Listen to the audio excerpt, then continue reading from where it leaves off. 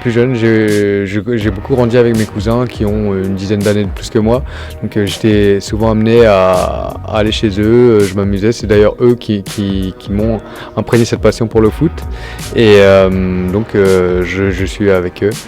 Par contre, après, j'ai un petit peu délaissé ça quand je me suis lancé dans ma carrière de joueur professionnel d'e-sport. Mais sinon, je suis toujours quand je peux. Et là, les matchs de Paris, bien évidemment.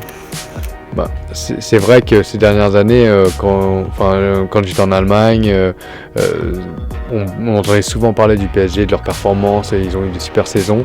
Et donc pour moi c'est un grand honneur de pouvoir rejoindre cette équipe et de porter leurs couleurs. Donc je vais essayer justement d'être à la hauteur, tout d'abord en France, en Europe, puis pourquoi pas voir plus loin à l'international. C'est possible, donc y a quand même un meneur de jeu qui peut se déplacer un petit peu partout sur la map avec le jungler, le top laner, ouais, en fait on pourrait. Non, mais c'est pas évident. C'est pas évident. Mon rôle a été quand même pendant un certain temps, donc quand j'ai commencé à mes débuts, j'étais plus un attaquant, on va dire. Et ensuite, je me suis reconverti en tant que défenseur parce que j'étais là à toujours défendre mon équipe et donc voilà.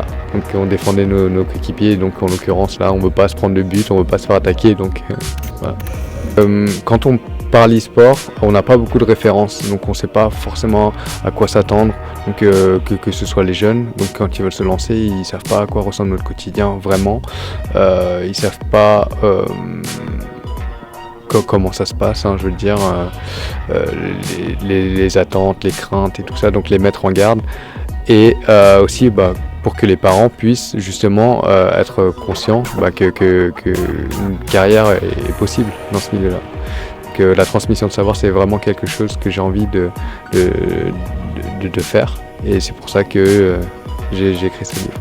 Je suis quand même le championnat du monde, même si justement les équipes européennes ont perdu. Mais c'est toujours très intéressant de voir un bon niveau de jeu, même si les Coréens dominent, ça fait toujours plaisir à voir. Donc par exemple, la demi-finale SKT contre Rox était vraiment un plaisir à regarder. Et bien évidemment, le beau jeu, c'est ce que tout le monde veut voir.